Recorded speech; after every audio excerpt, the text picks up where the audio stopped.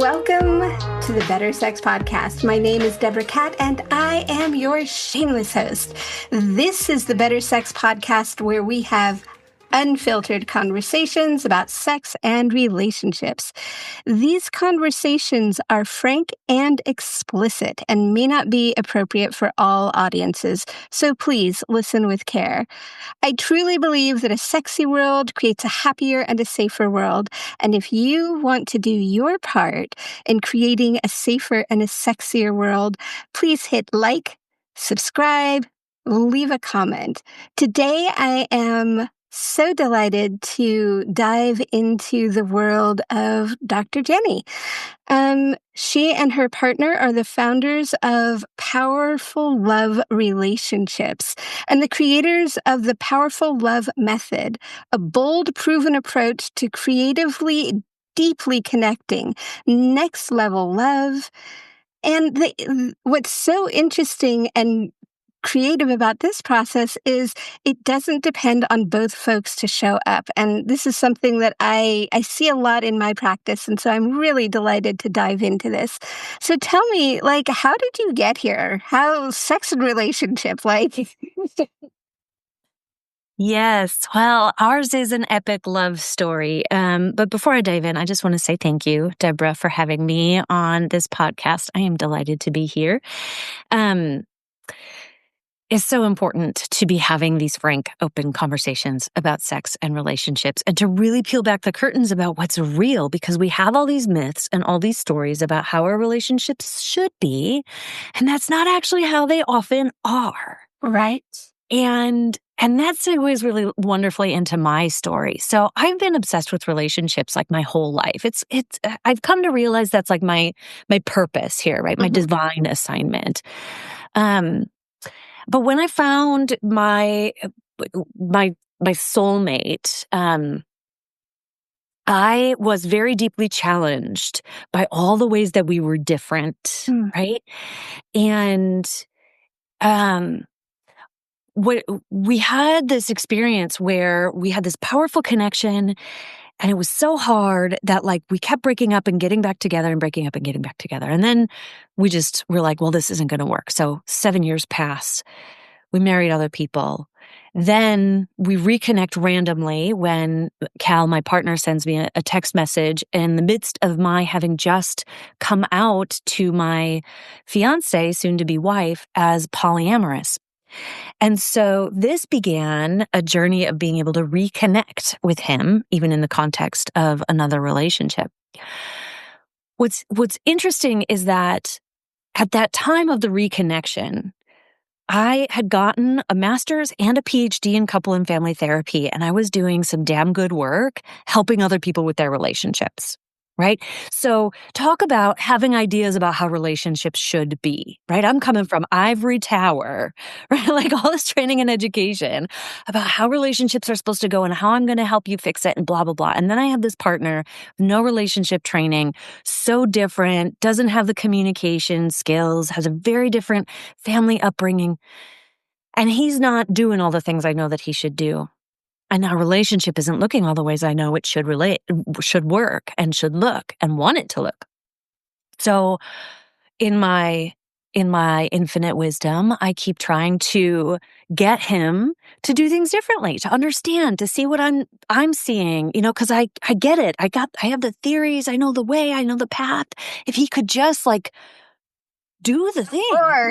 Right? If he could just get on board, get with the program, we would be so much better. Deborah, I even once told him, I'm like, I come with a manual. I will give you a manual about how to love me, communicate with me, and please me. All you got to do is follow it. But of course, he didn't want that. I'm like, why wouldn't you want a manual? All the instructions to be successful. Well, there were a lot of reasons why he didn't want it. Partly, and the most important one, was because all of my looking at him as the problem didn't feel good for him. Right? He's the problem. He needs to fix things. He's the reason that we're not getting along. He's the reason our relationship is struggling.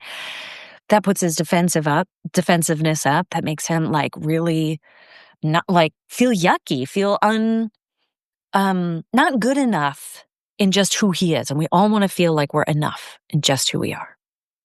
So the other piece that was really big for him was that he was going through a dark night of the soul and didn't really have the emotional or even time capacity to work on a relationship. And that was really real. And what it did is it forced me to realize, because he was not willing nor able to do work, to get on board with me. And he wasn't responsive to any of my prompting or encouraging or fighting or begging to get him to change and do things differently. That if I wanted to keep this relationship, and I knew that I did, because I'd broken up with him enough times to know I didn't want to not be with him. Mm-hmm. I wanted this relationship to work. I needed to look at what I could do. And that began this like revolutionary journey for me that in so many ways was counterculture to all the things that I expected and thought about relationships. But that really quickly turned our relationship around, because I stopped pointing my fingers at him and started looking at how I could lead the relationship differently. How could I shift who I was and how I was being a partner to him in such a way that invited him into a new dance with me. And the speed with which we were able to transform and really turn things around was shocking. And it inspired both of us to go into business together. I mean, if you would have asked him at the beginning that if he would ever consider that his future self would be doing relationship work with me, he would like laugh and say you were freaking crazy. But that's what we're doing, because it's been so transformational, and not just in our relationship, but in every other part of our life, which is the power of our relationships and why they're so important. Ah, I love that. And, I've heard from my own partner, that phrase, I can never please you. I'm not enough, like all of those things. And I feel like for a while I didn't actually hear them. And when I actually heard them, it was like, you know, Yeah. 'cause that's not true. Right. What is true is that, like, I was being controlling in that, like, it didn't look exactly the way I wanted it to. And Exactly. so Right. I was missing all of this beauty and all of this love and connection that he was offering me, because it didn't look a certain way.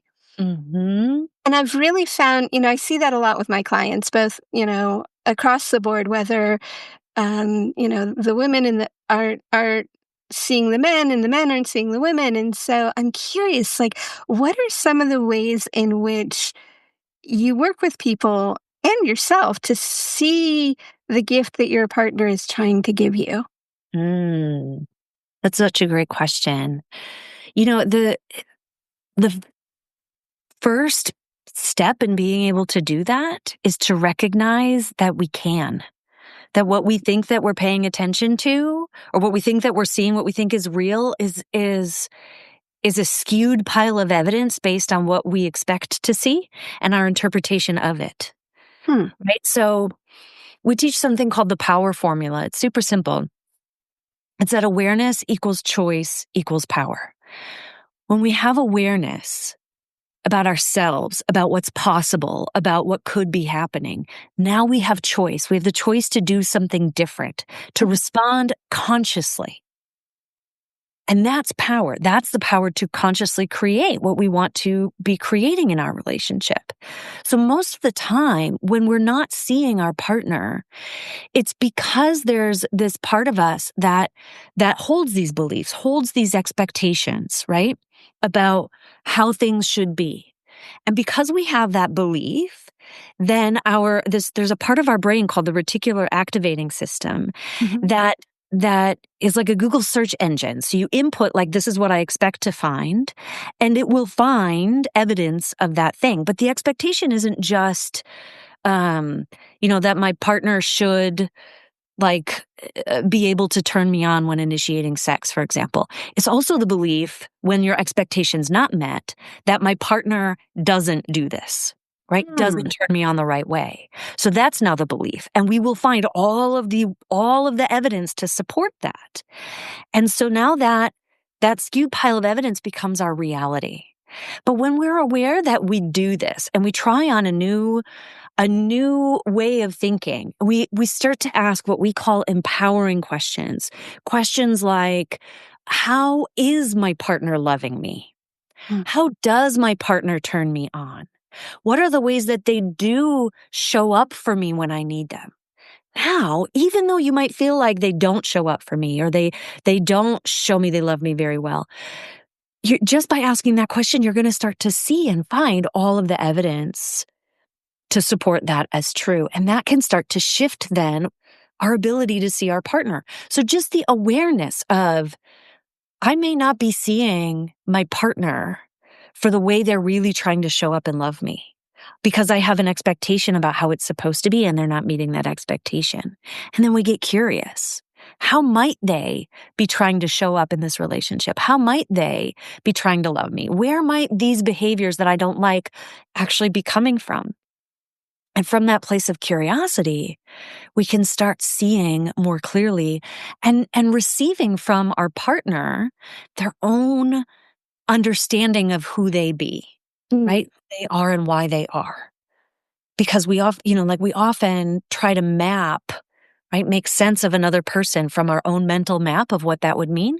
And one of the keys in a relationship is to build a map of what it means for your partner, of who they are, so that you can understand them from their own map and not from your own. But again, that starts with awareness. Yeah, hearing you say that, I'm curious about like the models that you saw growing up. I'm imagining you didn't see a whole lot of polyamorous models. No, certainly. And I'm imagining you may or may not have seen, models of people doing what you're talking about and looking for the positive, not in a Pollyanna, but like, oh, let's look at the bright side, love and light, but really looking at like, what is my partner doing that I'm misconstruing or I'm not noticing? So I'm curious what kind of models you grew up with, if you don't mind. Not at all. Not at all. My my parents had a relationship that I would say was largely behind closed doors, right? Like they weren't very affectionate. I don't think I saw them fight with one another.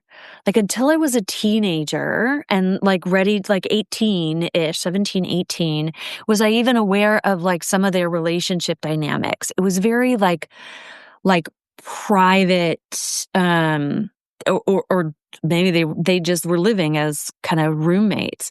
So I didn't see the kind of love or passion or energy or connection that I knew that something in me like wanted, or maybe that I was drawn to in like the Disney fairy tales or whatever it was, right? Like I was thinking about who I was going to marry since I was 10. I'm like, oh, I'm going to marry my neighbor. You know? And so I think in part I built this fantasy of what it could be in response to a contrast of what was missing in my family model. But as you were talking, another thing really came up for me, and that's that I think in terms of being like really seen and known and understood, I was a rebel. I was the different kid, right? Like I got great grades and was well behaved, but I had sex with boys, and that was terrible. Right? I say that facetiously, but to my mom, to my family, it was, and I didn't follow their religion, and I dressed kind of weird and gothy, and I listened to Marilyn Manson, and like all of those things were really terrible and scary. And so I was different, and they didn't get me.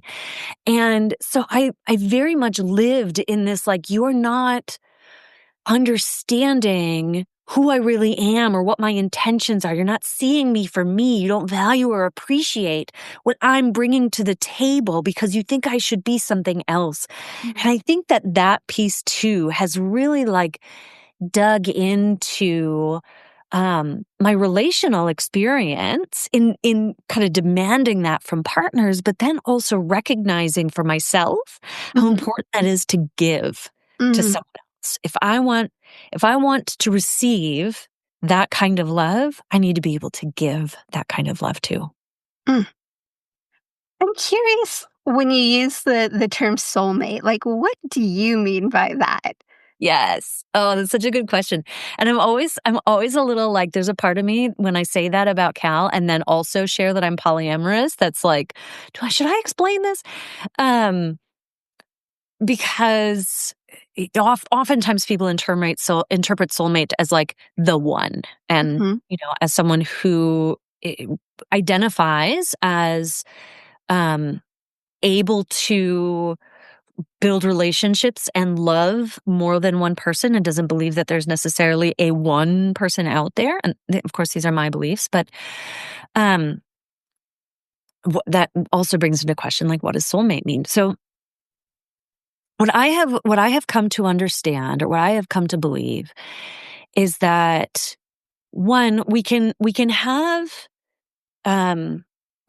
different, like, members of our soul family, of a soul connection, show up in our life. And the purpose of those people is to, like, force us to do some of our most important growth spiritually and in terms of, like, developing our divine assignment, our purpose here. And I've had experiences with people who I know are part of my soul group, like my spirit has known them in other times. But I call Cal my soulmate because in the relational sphere, no one has challenged the shit out of me like this human has. I mean, like, he is here to tear everything I thought I knew to the ground, but also be so compelling to my spirit that I want to do the work to build it back up. And in so doing, become a better and better version of myself. So there's a connection there that goes beyond just love and attraction, that feels very spiritual and very like purposefully driven in us having found one another, in the way that we are transforming one another's lives and using that transformation to affect and transform other relationships, other lives. Thank you. So I want to go back for just a second. And I know that people have different ideas and ways in which they are poly in their lives. And so I'm wondering if you could talk a little bit about what polyamorous is to you and how it works in your life and relationship. Sure. So, for me and Cal, polyamorous is an identity. It's not like a choice or a lifestyle. It's just who we are. It's how we love. It's a way of being in the world that honors and acknowledges connection and the energy of love and the capacity for additional relationships to enrich our lives and to be whatever they be, for relationships to be fluid, and that all of it is a gift. And so in my life, it's really interesting because in my life right now, Cal and I are one another's only partners. And we're very intentional around that because we have 4 young kids in our blended family. I have 1 and he's got 3. And we have a business together, plus his full-time job, plus our partner relationship. And so while love is infinite and expansive, what is limited are our time and energy resources. And right now, we have time and energy resources enough barely for one another and for our kids and our business, right? Like, and we want to nourish and grow our relationship, keep that strong. So we're focusing in very consciously, very intentionally on what looks like a monogamous relationship right now, but it's still a polyamorous relationship relationship because of the openness that's available. Mm-hmm. But we're not actively seeking other partners. Now, should another connection show up in our life, we would welcome and navigate and negotiate that. Given where we are at and what we have and what's available and how we want to adjust and rearrange our lives. But the priority, I think, in our relationship is honoring one another Mm-hmm. and and engaging in what for us feels like what it really means to love. And I think a lot of people don't get this. And this applies both to, monogamous and any consensually non-monogamous relationships. What it means to love for me is we go beyond what it feels like and into like the willingness to extend yourself for the highest good of the system. Mm-hmm. And that means that if Cal finds somebody else who enriches his life, then the highest good of the system, which is us and this family, isn't for me to say like, no, because I'm insecure and then he's resentful and then he's missing out on this opportunity for greater enrichment and life and growth and whatever it brings to his life. The good of the system is to support him in his happiness, in his life adventure, even if it's uncomfortable for me, while also recognizing that what's good for the system is asserting my relational needs. So that's where the communication comes in, and the conscious agreements, and turning toward my partner when jealousy or unmet needs are happening, so that we can continue to course correct with one another. So it requires a whole lot more self-work and courage and relational growth. But like I said, I'm a relationship nerd. I invite all of that stuff. Mm-hmm. And so that's kind of how it's looking in our life right now. And who knows how it'll unfold, but we're good. We're solid in what is it? I think I've heard in our community, they call it like the relationship scorecard or punch card or something like that is full. like my card is full. I can't fit any more partners on it. And we're like, okay, kids are relationships. Business is a relationship. We're full. Got it.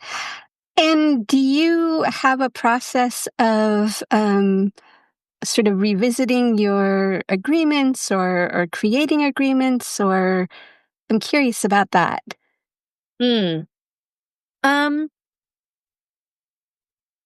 I think that our process is just really connected to how we communicate with one another and how we do relationship. There's only so much that you can prepare for. And we had a conversation about our agreements probably a couple years ago, but they're not relevant right now. And so when they become relevant, we revisit, but also they probably have changed because we've changed and our relationship has changed and our life situation has changed.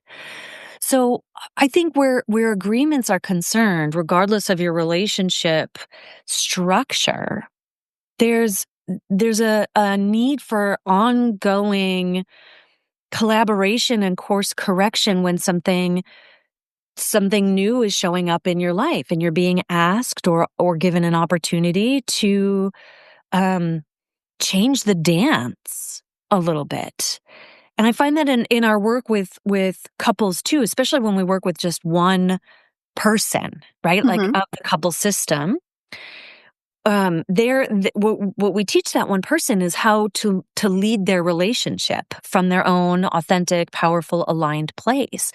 And that often means going back into the relationship and renegotiating agreements, right? Like if you're not happy with how much laundry you're doing as compared to your partner, right? It like that's maybe an unspoken agreement, but it's still an agreement. So how do we become the leaders of changing that dynamic in an effective way?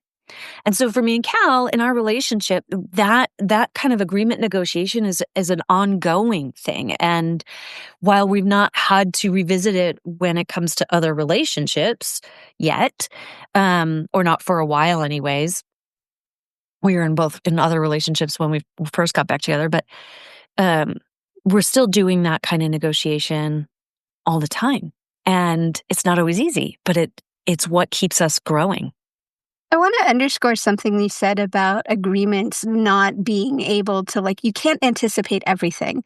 Yes. No, so many couples that I've worked with, they start their agreement process trying to protect themselves, trying to protect the relationship, trying to protect the space, which is admirable. And it, something comes up, and one of the partners will say, "Well, you broke an agreement," and then the other partner will say, "Well, wait, we didn't have an agreement about that." And so, I'm curious if this is something you see when you work with folks, but it's like, you'll have one person who's like, "Oh, but there's the gray area." Yeah. What's in the gray area? And the other person is like, "No, that was a black and white thing." Yeah. And Yeah. so I think that's what I see as the danger of over agreeing. Yeah. Or at least not having space for it's like, and things are going to change. I do want to get to like the one partner person, but this is such a juicy conversation. Yeah. I'm going to invite you to answer that and then we'll Yes. move on. No, of course. I'm so glad that you brought this up, Deborah, because it is really important. And I think what's essential is that people that when we're in our relationships, we understand, first of all, like we expect that the way that we understand what's happening or our agreements is not going to be the exact same way that our partner understands. Even if we write them down and sign a freaking contract, there's no guarantee that our partner is going to understand the nuance of that the same exact way that we are. And that's okay, right? That's expected. And to try to like really make sure that we're totally protected and that nothing bad is going to happen, you're going to spend your whole relationship just trying to negotiate agreements and clarify it all. And that's not going to feel safe. Safety in our relationships and safety in our agreements even is created when we are able to move from disconnection, from like injury into repair, and then into a greater level of clarity and connection, right? Back into harmony. That's how trust is built. That's how our agreements get clarified.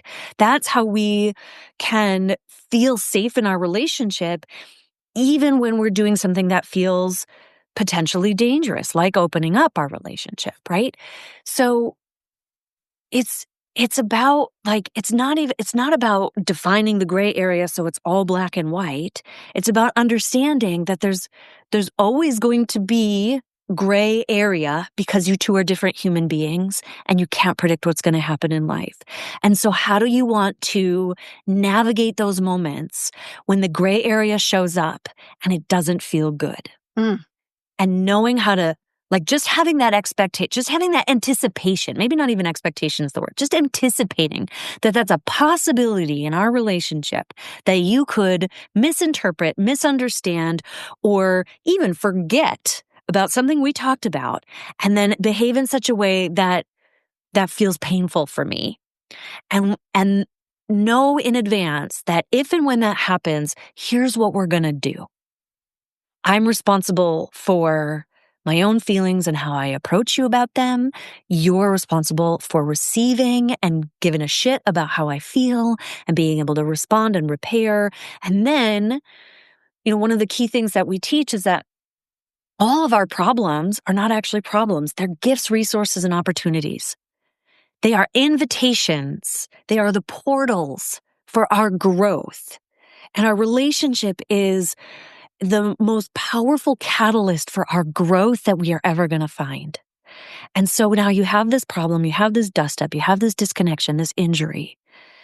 Okay, How do you want to navigate it? Let's learn how to navigate it. Let's examine what parts of us got activated, feel scared, feel injured. Let's examine the stories we're telling about what it means that this happened and grow through that within ourselves and within this relationship between us so that we become closer and stronger and better at loving one another. And that's the gift. And that sounds amazing, which brings me to the question of, what if you really want that and your partner's not on board for this? Like, how does that work? Like if you really want your relationship to grow and change and they're not on board? Yeah, Like, it works? really, so they're like, as you said, this is my person. I love this person. I want to be with this person. And I have this idea about how we can, grow Mm. together and what we should be doing and what conversations we should have and what models we should use and Mhm. and how, how I want him to respond when I ask for something. And it feels like it's just me doing all the work. Mhm. Yeah. Oh, this is the stuff, isn't it, Deborah? This is the stuff, right? Um, so the most simple way that I explain this to the folks that I'm working with when they're first coming into this idea that they themselves could create this change in their relationship, even if their partner's not like interested in doing that work or not on board with it, right?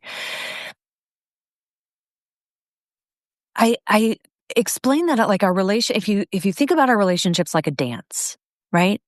You're both doing this dance together.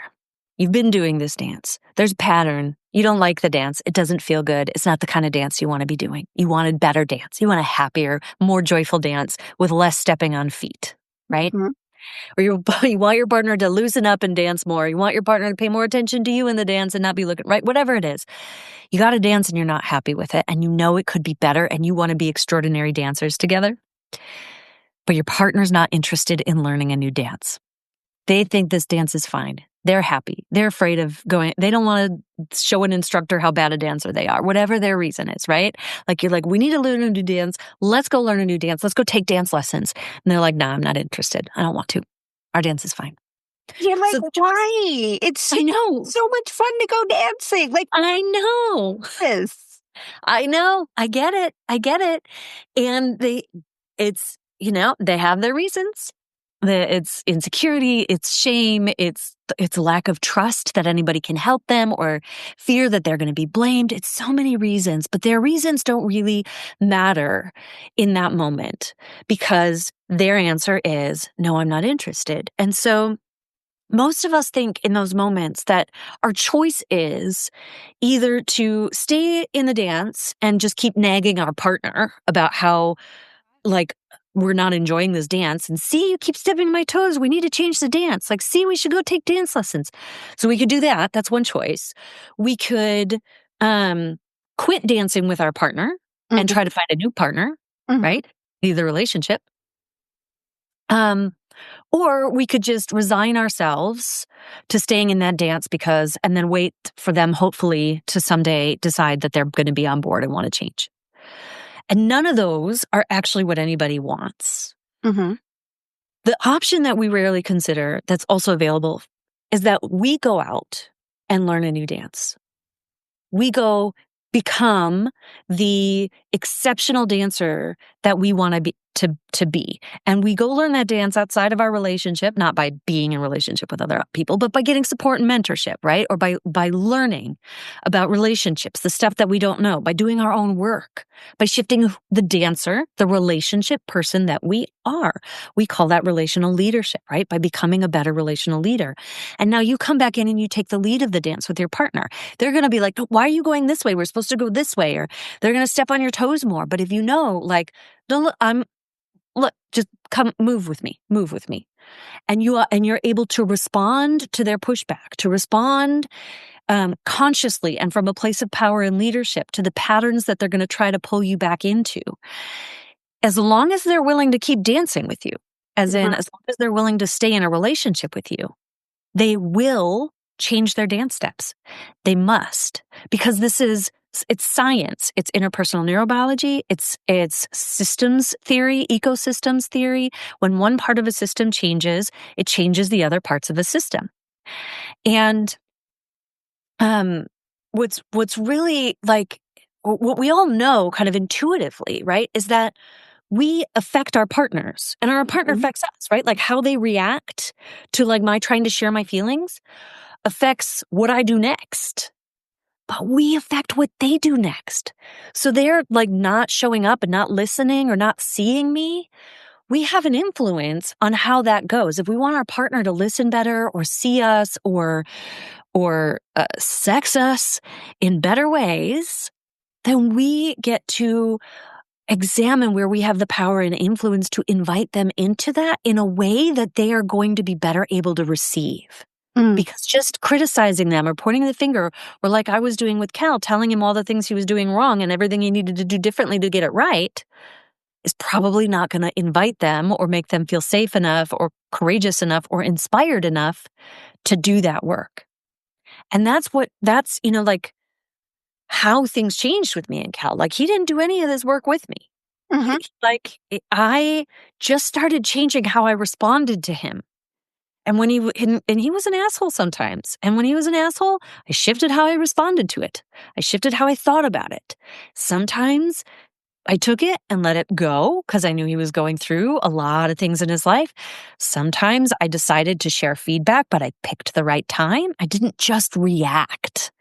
I consciously responded to what was going on based on what was in greatest alignment with what I thought was going to be most likely to move the relationship in the direction that I wanted it to go, right? Like, and that's a question that we often pose to our clients.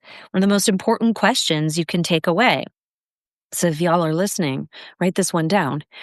What is the next best response that I can give here that is more likely to get me the results I want? Right? How can I respond in this moment to this situation, to this thing that I don't like? How can I respond to that in a way that is most likely to get my partner to do what I want them to do, or to respond, or to grow, or to interact, or to listen, or whatever it is? Can we just sort of walk through this for a second? Because this is amazing. Stop me if I'm like. So basically, what you're suggesting is, I just had an interaction with my partner. He hasn't responded the way I want him to. So for me, one of the things that happens is that voice in the back of my head that says, "If he loved me, he would." First of all, like, how do you get rid of that voice? Because I know that is like Harlequin Romance 101. But then, so we've had this dust up, that voice has come and gone, and then the next question is, how can I respond in such a way that I'm going to get more of what I want instead of more of this? I think I paraphrased the hell out of it, but there you go. Nope, that's about it. So, and then if I'm able to get there, the question might be, or the answer might be, depending on what's going on, either to get curious about something. I would probably need to leave the room. I would probably need to move my body a little bit. And then I might go back and I might, ask a question or, first ask for connection, because that's kind of my / our dance that we do is something happens, I response I prefer, I leave, and then I come back and I'm like, I would like some connection. Can we talk about this more? Yeah. So, okay, I'm gonna go through your question. So to the first question, that voice in the back of our head, how do we get rid of that? We don't. What we do is this is all in alignment with like this relational leadership part. We learn how to develop a different relationship with that voice, right? So we learn how to respond to that part of us, to that part that feels like, that holds the story that if he loved me, he wouldn't. And we get to validate that part, and we get to hold that part, and we get to acknowledge that part of us, that voice, and we get to soothe that part and say, totally makes sense. That does not feel very loving. I understand. I'm gonna deal with it from our wise adult self, because those parts, they're like little kid parts of us, little kid versions of us that are protesting in what are perceived injustices, or that are fighting for what we really deserve. But their way of wanting to get what we deserve, if we're acting or reacting from those voices, from that part of us that shows up, it doesn't actually ever work in our relationship, because then we're interacting with our partner's kid parts. Like, we need an adult on board. So we lead those parts of ourselves, and we learn how to engage with that part so that we are not reacting from that part. And that may mean leaving the room, moving our bodies, right? We all have kind of our different ways of doing that, but that's an essential skill, the awareness that this is what's coming up and going on. But then you don't believe it. It's not capital T true. It's just a part of you that's giving you information that this didn't feel good. And so you want to get to a place where you can identify how to course correct so that this kind of thing doesn't keep happening. But when you're activated in your nervous system and you're in self-protection, you're not going to be able to access that kind of wisdom. So first, you got to get yourself out of that activated state. And part of the work that we do, we teach a 5-part or a 5-step process that we call empowered accountability, that moves people through this from activation into conscious response. So that's part of the blueprint that we give to our clients, right? Because we need to know how to do this. If we're gonna, it's great to ask the question, but then how does that actually look like? How do we do it?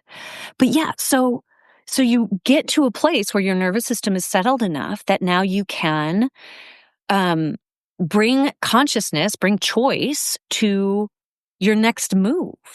And for you, Deborah, that next move is okay, we need to connect first so that we can both soften and be in resonance with one another, and so that we're able to go to this place without the defensiveness. We got to get back into we instead of me versus you. Beautiful. And now we can have we can have a conversation. So your next move is, okay, it's not going to sit well with me to not talk about this, to not bring this up. So be more likely to get what I want, I know that I have to bring this up. Sometimes the choice might be no, this was mostly my shit, my reactions, my expectations. I can understand where they're coming from. I can just let this go. Or I can just take accountability for the role I played and just repair and reconnect, and it's fine. We don't always need to process, but sometimes we do. And if that's what you know is going to lead you to more of what you want, then that's the direction you go. The next step then becomes, how do I bring this up in a way that is most likely for them to be able to hear me and respond? So then we get into communication skills and assertive messaging and attending to our tone and our energy, learning how to create an experience for our partner that invites them into care and connection and not into defensiveness and self-protection, and then learning how to respond if they do still go into defensiveness and self-protection, and what to do about that. Because it's not none of our relationship growth stuff is really we talk about it once and it changes. Right. These dances are neural pathways. We got to change our neural pathways. It takes practice. Like learning any new dance, we got to practice it. And so this is just an opportunity for us to practice. Okay, we've talked about this before, when I try to bring up this and you react this way, this is how it feels. And here's what would feel better. And then we get curious, what was happening for you and how can I support you in being successful? That's another really important piece. I just want to highlight that, Deborah. What's so often missing from our communication dynamics is that, how can I support your success piece? All really good about telling our partner how we felt and what we want them to do differently. But then it's okay, ball's in your court. Please learn how to do this better. But we're a team. We're still a we. It's not me versus you. It's not you're the problem. You have to fix this. It's how can I set you up for success? How can I help you stay less defensive? How can I respond to you when you get defensive or you shut down or you're you're angry, and like, how can I help you become aware of that so you can shift? How can I create greater safety so that you can have hard conversations with me and not want to avoid them all the time, right? You're like collaborating together as a team around what it's going to take to be able to reach the end result that you both want. Because if your partner cares about you, if they love you, they don't want to be a shitty partner. They don't want you to be unhappy with them. They want to be a better partner, right? So how can you invite them into that? How can you collaborate with them? How can you lead those conversations so that they feel like you're on their side and they're not just the problem? And that's going to like change how they respond and engage. And when our nervous systems are settled, when we feel safe and connected, that is when we can integrate new information. That is when we have the opportunity to change and build new neural connections. Our brain is not pliable in that way when we're in self-protection, when we feel like our relationship, our partner is in some way a threat. We got to do that. We got to shift that first. That makes perfect sense. And I love the steps of I love that the piece that you're ending with here is the how can we come back to being a team? How can we, as you said, it's not that often that extra piece of it's like how can I help my partner win, right? And not in the I'm going to help you win by giving you a manual. Yeah. Yes. So you can read it and do it by yourself. Right. So let's talk a little bit more about how can people work with you more? What are some of the ways that you work with people, and what does that look like? Yeah. So the primary way that we work with folks is in our Next Level Love program. That's our what's it called? Our flagship program. Our deepest transformational work is in that program. And there's kind of 3 levels of access to Next Level Love, depending on the level of support people desire, how much they, kind of think they can do it themselves.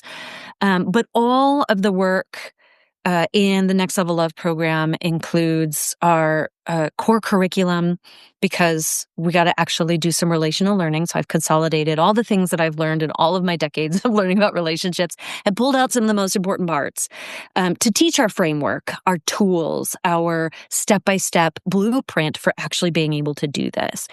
And so you get the opportunity to do that relational learning while also engaging in community and mentorship, opportunities for Q&A, and what we call liberation work. So a big part of all of the work that we do with clients is about learning how to lead in your relationship, but also learning, to be able to do that, we kind of have to free ourselves from the patterns, the programming, the traumas, those parts that show up, the fears, right? Like all that stuff, all the shoulds that we have about our relationship, about our partner. We have to learn how to recognize that and what to do with it so it is not trapping us in reactivity and we can move into conscious leadership. So that's a main way of working with us. And I'll say too that what's really fun about the way that we get to work with folks is that when both partners are involved, we're both partners involved. I mean, Cal shows up alongside with me on some of the group coaching calls, but also when we're working high touch with clients and both partners are involved, then they get to work both one-on-one with each of us and as a couple with us as a couple. And I think that brings a really powerful dynamic to balance the energies and the experiences, especially since Cal and I are so yin and yang, right? Like we've got, we really got to fill in the spectrum of experiences. So that's our main program. I'm also really excited about a brand new program that I started. This is a monthly membership that I have called the Relationship Revolution. And this is for folks who know that they want to improve their relationship. They want to do things differently, and they're just not sure how. And so we have 15-minute trainings every week. I do like little trainings on a monthly theme. And then after the training, folks in the membership get a weekly activation. So it's a way of moving what they're learning into process, into action, into embodiment, into practice. And then there's accountability within the community. So they get to ask questions and report back and track how they're moving through their relationship. Are they getting the changes? What's coming up?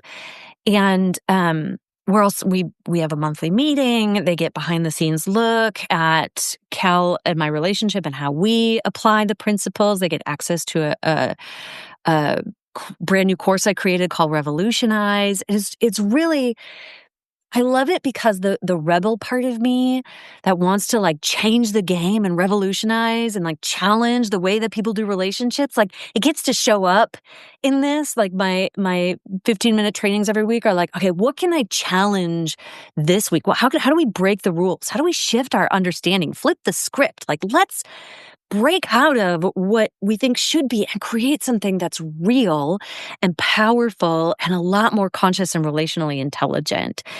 So we get to do that, but in really like bite-sized ways that are great for the individual or couple who, again, knows they want to work on their relationship, but they're not necessarily in crisis and they don't need like deep transformation. They just want a container that helps them keep their relationship prioritized more than just like having a date night.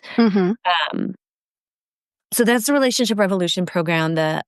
We're still inviting people in at the founding members rate. So it's only $97 a month and you get locked in at that rate for as long as you're in the program.